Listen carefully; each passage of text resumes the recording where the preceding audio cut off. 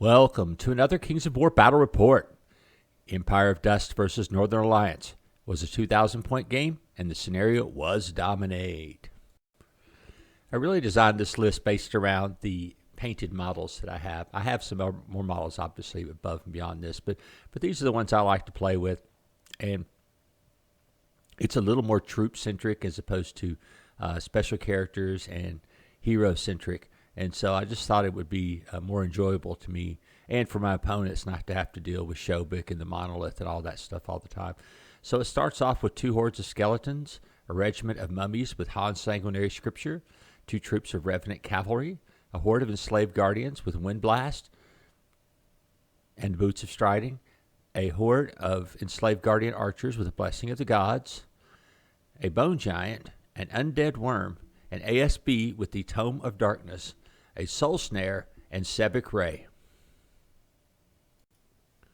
So Carl's been working on yet another Northern Alliance list. He had just painted up some ice elementals and wanted to give them a try.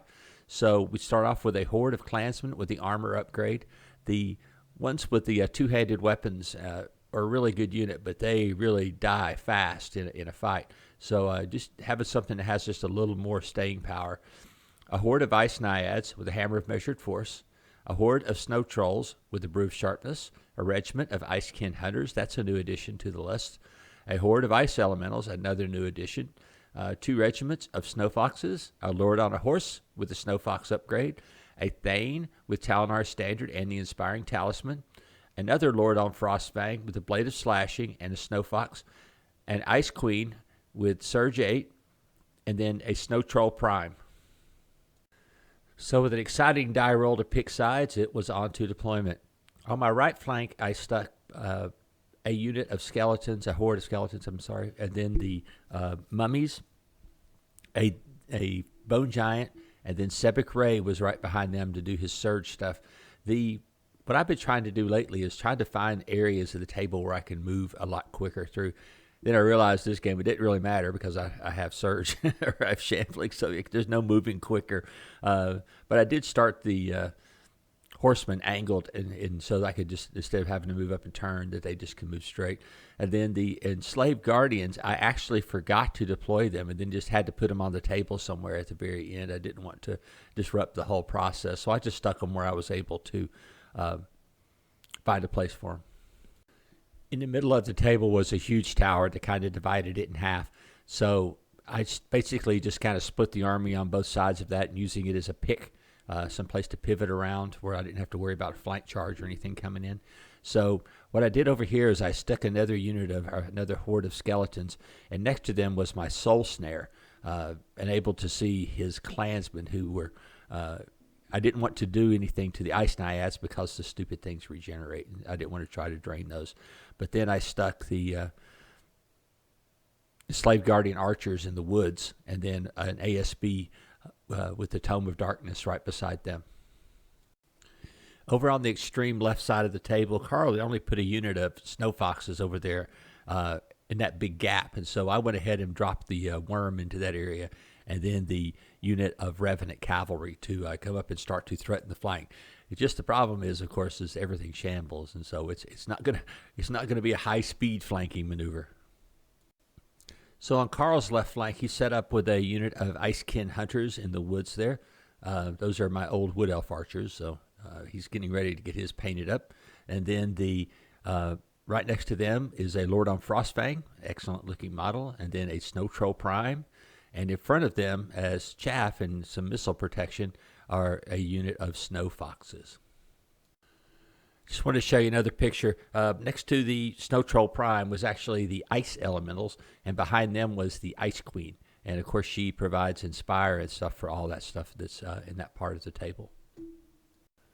Okay, and sort of the middle right, Carl had his horde of snow trolls with the brew of sharpness. Next to them is the lord on horseback with the snow fox upgrade. And then next to them are the human clansmen. This time they had the armor upgrade, so they weren't quite as vulnerable to being shot or fought. Okay, this is the very end of the line as far as the main units. There's also a piece of impassable terrain that's going to screen the right flank. This is his unit of ice naiads with the hammer of measured force. Behind them is the Thane with Talinar Standard and the Inspiring Talisman to try to keep these guys in line. So over here on the right flank was one little unit of Snow Foxes, and their job was to slow me down so that I couldn't get into the try to flank around his army. Again, I had my army had so much shambling in it that rapidly flanking is not going to be part of my style. The turns are going to go really fast this game because I play fast anyway. What I did was just move everything forward up as far as it could go. I used the tower there in the middle as a kind of a place to hide my frost giant. My bone giant. And then the mummies were up there next to him, and Sebek was there as well. The cavalry went ahead and moved up as far as it could move, as did the enslaved guardians. Like I said, they're really out of position this game, but we'll have to recover. I just moved up the soul snare and the skeleton so I could get into range to start doing some drain life.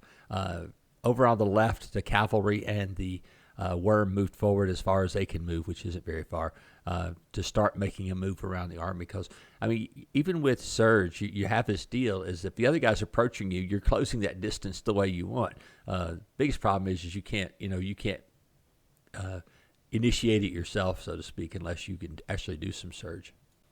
In Karl's turn, he wasted no time putting pressure on me. He knew that tower in the middle is going to be an influential point of this battle, and so he moves everything up fairly rapidly to stop my maneuvers there.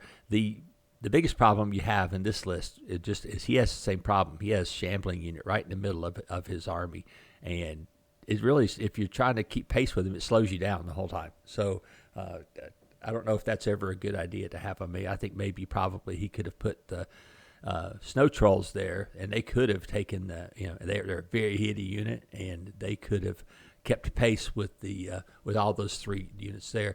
In the woods, his Icekin hunters, I think they did 4 or 5 wounds to my skeleton horde. You can see where Karl has everything moved up to cover this gap, and there's the snow trolls there. I did manage to, I had a hard time figuring out what to try to stop, so I moved I realized there wasn't very much stuff over here on this flank, so I did move the bone giant to reinforce the fight here. The enslaved guardian archers and the soul snare put quite a few wounds on the clansmen.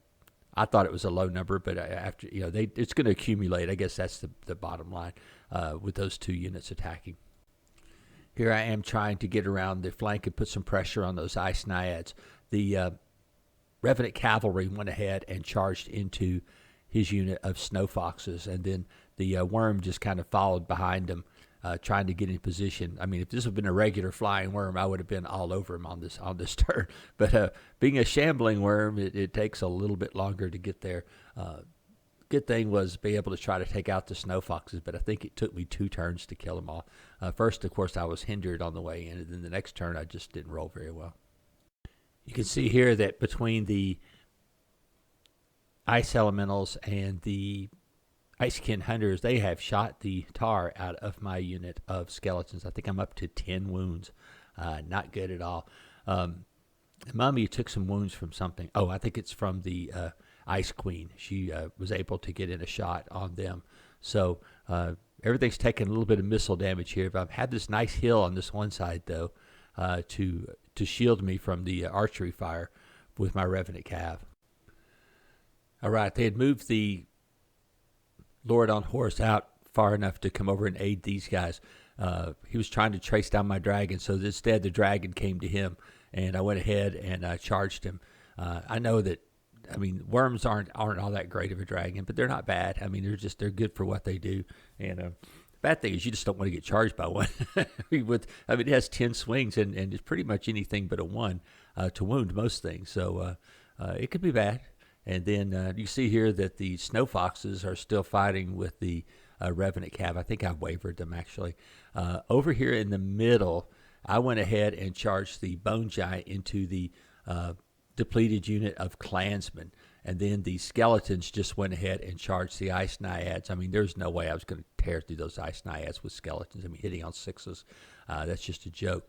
But the big thing it's doing was that the soul snare is draining that unit of clansmen, chipping them down even more in health, and then hopefully then the bone giant will break it. I don't know about how many people really think about tactics, but when I decide in a game to attack, I like to attack as wide as possible, so there's actually nothing left out there that I can't anticipate. So that's kind of what I'm doing here. The mummies take a hindered charge into the ice elementals. I guess I didn't realize how tough they were, and they were very tough. Then the skeletons go into the snow foxes, and main reason there is because then you can't get shot. So and there was, I mean, it was a hindered, so it was going to be really hard to do any damage. And the revenants go ahead and charge into the Snow Troll Prime. I just need to keep him occupied. You can see what I mean? You're just trying not to, you're not trying to get something extra in here that you can't anticipate.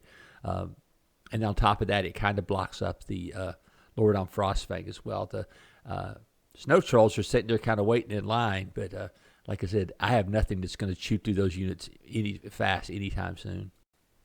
So the unit of clansmen did die to the bone giant, and now I am facing down the flank of the ice naiads. The worm does, I think, 3 wounds of damage to his lord on a horse, which is probably about average. The unit of enslaved guardian archers goes ahead and moves out of the woods. They might as well come in and fight now if there's really nothing else left to shoot at over on this side of the table. And they do have blessing of the gods, so they're actually quasi-decent fighters. So in response, Carl actually turns the snow trolls around, and it's kind of one of those things. If I go into the ice naiads, I kind of was figuring in my head, there's really no way I was going to kill them in one go. So then the trolls would have came in and got my bone giant. So I decided just to use him as a pick and to keep him from there. So I'm going to end up turning him back toward those guys and just praying for good luck or bad luck for Carl.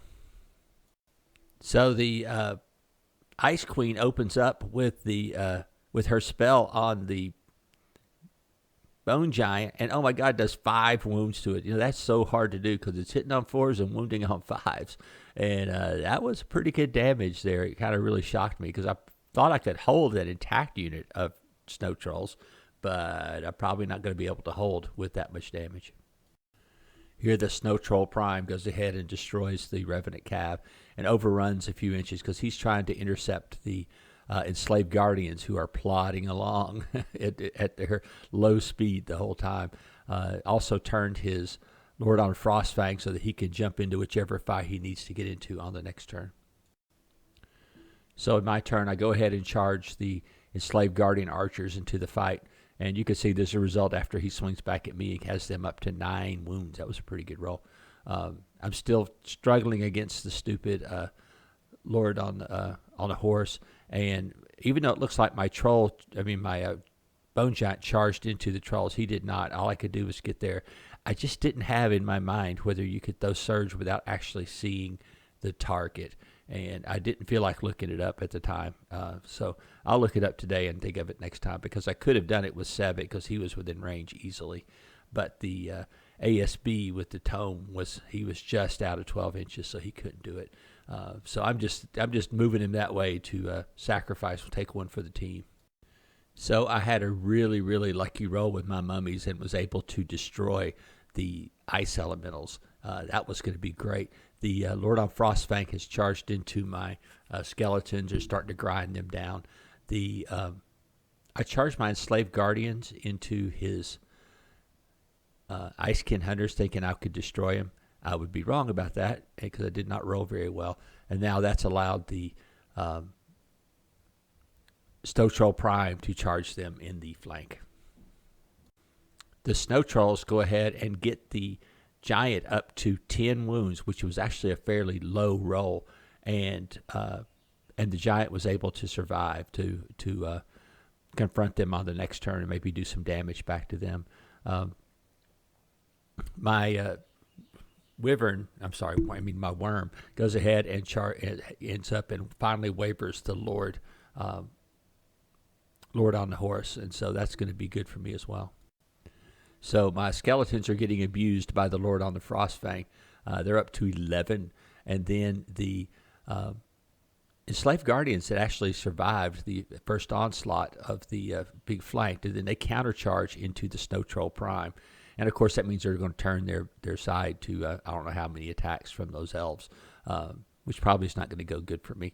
So, but I had no choice. I needed to get rid of the Snow Troll Prime because he was much more lethal because of his crushing strength.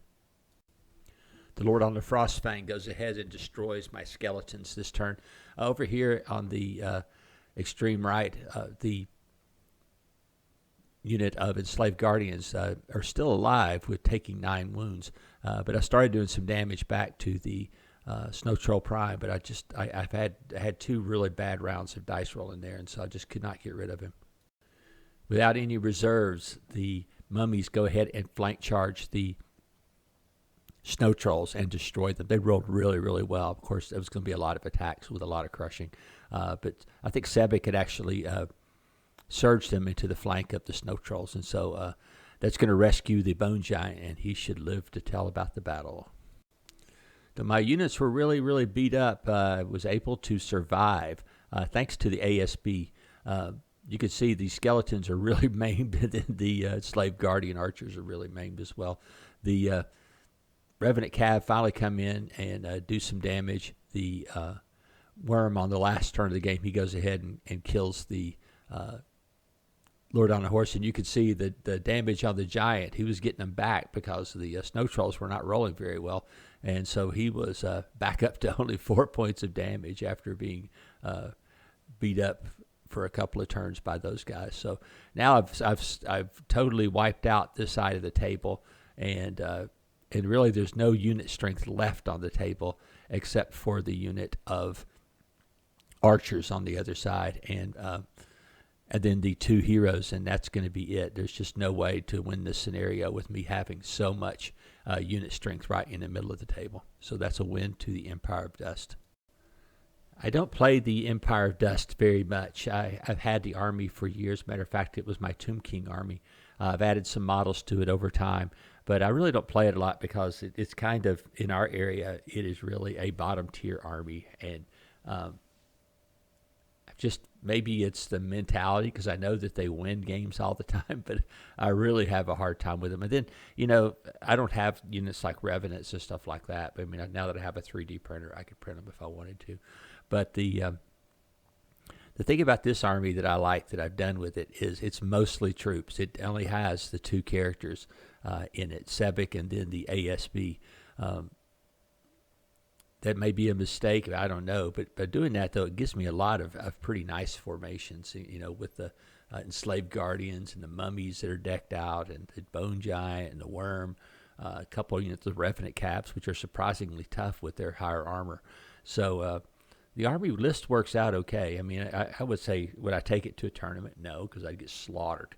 But just for fun games and just for letting other people practice, I think it's a pretty good army just to do that with. So I like it. I mean, it's like I say, it's painted. There's nothing wrong with it at all. I'm just not really a big fan of playing Empire of Dust, and I really enjoyed playing Tomb Kings back in the day. So just a total contrast in different styles of play. As far as Carl's army, I thought that the Ice Elementals were a much better addition to the army. He did quite a bit of damage shooting, and then the Ice Queen did quite a bit of damage shooting, and so that helped out a lot. And then the Icekin Hunters, of course, did quite a bit of damage shooting. So I think that is actually a pretty good combo. I'm not sure that the list is perfect yet, but I think it's getting better. He was shooting a lot, but I mean, the thing is like a lot of my stuff has, like the mummies, they have regeneration and they have a high armor. So it's really hard to do any damage to them significantly shooting. And the skeletons, you just don't care because they cost nothing, literally. They're just there to hold a place on the table and add some unit strength. But Slave Guardians are good. I really didn't play with them right this game. I just totally forgot to put them on the table, and I just threw them where I had a space, and that was not smart. I mean, I could have nothing else. I could have just stuck them behind the skeletons, waiting for them to die, and then charge in to finish off whatever finished them off. That could have worked as well, especially with having surge. Something got behind me, I could just turn them and then surge into them. So that worked out okay. I mean, in the end, I think they did die, because I think we rolled it after I'd taken the last picture. I think the enslaved guardians did die on the very last turn, but it wouldn't have mattered. I mean, there was just too little, too late, because of the whole left side of the table was gone by this, or my left side of the table was gone. It was cleared of Northern Alliance, and so I was going to easily win the dominate scenario. I really like I like the Klansmen with the armor upgrade better than I've liked. I really always thought I liked the ones with the two-handed weapons and the potion of the caterpillar, because they're pretty hitty, but they die so fast. It's just like you breathe hard. And then the ice naiads are incredibly good, and I think that would be my primary core infantry unit if I was going to play Northern Alliance like that. So I'm not sure what else this army needs. I think maybe in this case that a little better deployment would have helped a lot. I think putting the Lord on the Chaos, the Lord on the horse over next to where my dragon would have been a very good idea, instead of having to move him over there, because then he would have made me play a little bit more cautiously with the dragon. I mean, they were a pretty close match as far as fight, man to man or man to worm, but I think he could have kept and he did eventually keep the dragon out of the game. But I mean, I think he could have done it like right from the very first turn, or maybe even killed the Revenant Cav, which helped to get around behind his army. So I think that deployment could have been a little bit better, and maybe a little bit more aggressive use of the Frostfang Lord, because I mean he can handle most units. I mean, especially units like skeletons, they'll never hurt him. They could just charge him in there and just grind that skeleton unit down in 1 or 2 turns. The ice elementals were a lot more lethal than I quite remember. I didn't realize they had armor 5 too, so that's not good. But I got really, really lucky with the mummies, and I mean lucky. I mean, it wasn't like I did some skillful thing. I think I got them up, then rolled like an 11 and a 12 back to back, and got rid of them that way. And that's going to open up the whole middle of the line for them. See, that's what I was telling Carl before. I said, if it was me, I would have probably taken the Lord on Frostfang straight into the mummies to protect those snow trolls' flank, because once the ice elementals are out of the way, there's nothing stopping me from going into their flank or surging into their flank. And so, like I said, I think maybe like in the situation you're seeing here, I would have stuck the Lord on Frostfang into that unit and tried to kill it quickly, because I mean he wounds him on anything basically, and he hits him a lot. So he could have taken down the mummies, I think, in 1 or 2 turns at the most. And of course, he is for himself is also in a bad situation, because mummies hurt back and have a high leadership. So I don't know. I mean, I think that maybe some deployment would have helped. A little bit better deployment would have helped this army. I would have also had the snow trolls exactly where the ice elementals are, just because it lagged his line moving with the having to wait for the ice elementals. And I just don't think that the line hit it simultaneously like it should. And I think that was a mistake. I really could just see it, because I mean, my army is so slow. You'll always get to charge it. Then what you have to do is watch out for the traps. But I think the snow trolls probably could have went through that unit of with their brew of sharpness, could have went through that unit in mummies in maybe 1 turn even, and I think it could have changed the game. And then of course then they could wheel in on the skeletons, wipe them out, and God knows after that what would happen. So like I said, just a little bit better thought of deployment could have helped this time. I wouldn't mind using Carl's army and trying to play it against somebody one day, just to see how I would use it versus the way he plays it. I mean, I'm not saying he's playing it wrong. I'm just saying I would like to give it a try, just to get the idea of the flavor of playing it. Because I play Northern Alliance. I play it with a lot of infantry. I just goof around with it. I mean, I'll play with 7, 8 infantry units just for the hell of it, just because I like that. But as far as this particular army, I like that. I like the build. Just trying to figure out a way to make it maybe even a little bit better with the in the game, because I thought it was a little bit susceptible to shooting this game. But again, I think if you could have used the Lord on a horse to go in and suppress the shooting, try to go after the soul snare, try to go after the archers, just to get them in, do a wound, keep them from shooting anymore. I think that would have been a way better way to have approached this game. So anyway, I hope you enjoyed the battle report, and hopefully I'll see you again next week.